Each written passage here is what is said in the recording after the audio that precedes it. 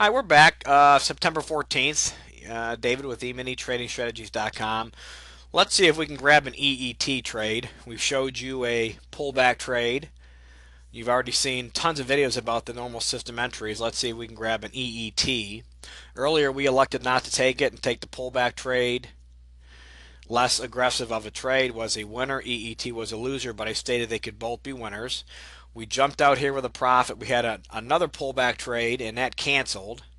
So at this point we could look for an EET or we could simply wait for an NSE. But I'm going to take an EET when one signals because haven't done a lot of EET videos. So already got a point profit. Then I made a point profit here on a pullback trade for the blog video. Let's see if we can grab another point profit on an EET. So we'll just wait for the signal and jump in when and if we get it. And one of the benefits here is if we do catch the EET long, we could just take 4 ticks. But if we get an NSE to the long side, we can try to take the 3 to 4 or 5 ticks off of that as well. Really stay in the trade longer. And that's what the EET is all about. Early entry technique. It gets you in the trade.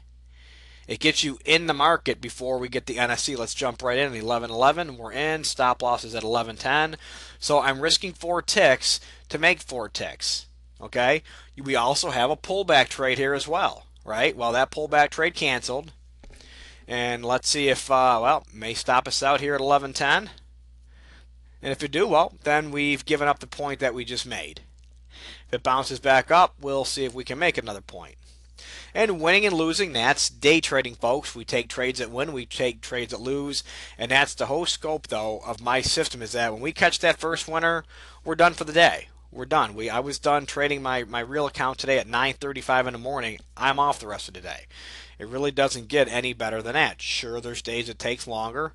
Some days we trade 2-3 hours. I remember back January 2010, we traded all day long because the volume was so thin that we were waiting all day to get trades. Okay, so that does happen. But in any event, we're going to let this EET cook.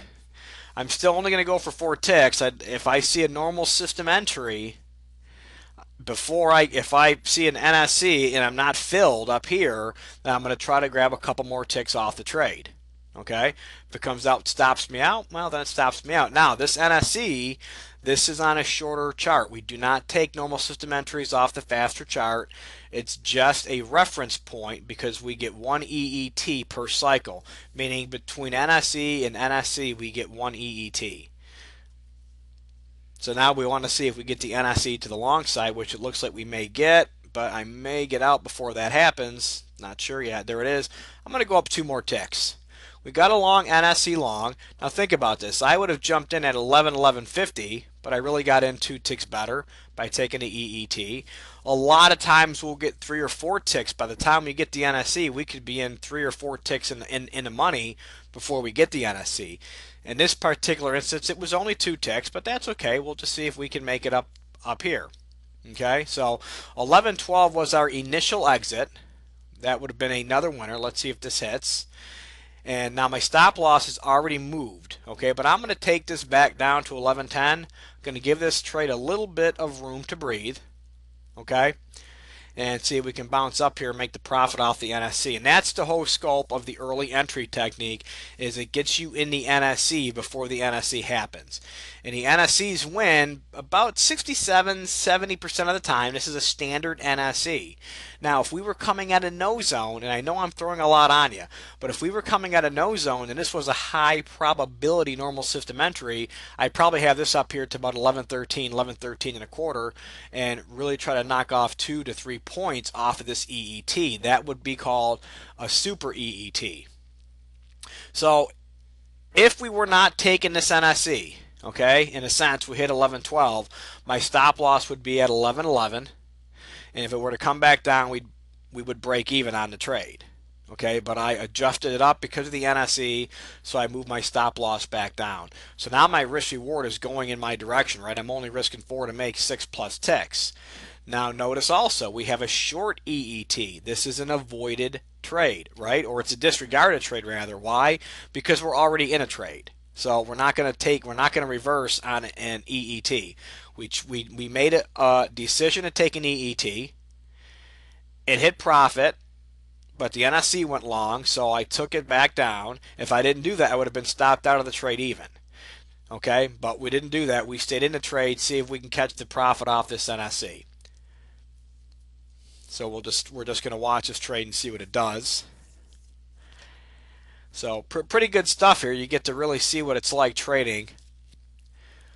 There's a lot of aspects to my trading system, and it really takes time to learn and time to practice. You know, trading is a skill, and just like any skill, it takes a lot of practice, a lot of learning, a lot of market replay, going back. And you know, I use the Ninja Trader platform, so we have the ability to use market replay, or we can go back and look at the day and trade the day. It's a really good learning tool.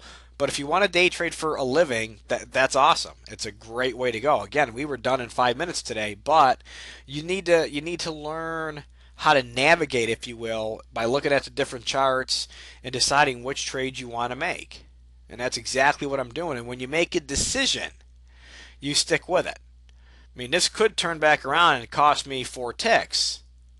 And I could have said, well, I should have just stopped out. I should have, you know, I don't work that way. When I make a decision, one, it was based off of fact. We had an NSE, no reason why I couldn't have made 4 ticks off the NSE and just get in early, hence early entry technique. Still may do that. So I made a choice, I stick with that choice. So, well, we're going to pause this video for just a bit, or otherwise it's going to go over on time. So let me pause for just a moment and we'll come back in a bit. Okay, we're back. All the orders were filled at 11:12, and it just some more orders came in. So if we were still going for that 4-tick target, we would have been filled. Now we're at our 6-tick target, so I am now going to take my stop loss up. Okay, now this is where I got to draw the line. I want to give it some room to breathe, but it's hit my profit. I want to take up my stop loss. I could even take it up 1 tick or 2 ticks, but I would rather keep it here. I don't want to make it too tight where if it starts bouncing around I get stopped out. If it comes down here now, I break even. Hey, it is what it is. But let's see if this thing can fill us here at 11:12.50 for another 6-tick winner. Then you got to see a nice EET. Well, this wasn't, now this EET lost. We jumped in this EET here and we stayed in it because of the normal system entry, and we made 6 ticks off of that EET. So the risk reward on that trade was a lot better. And we can continue on with a pullback trade, but I think you get the point. We saw, and well, you didn't see the NSC. That was our first trade of the day in the trading room.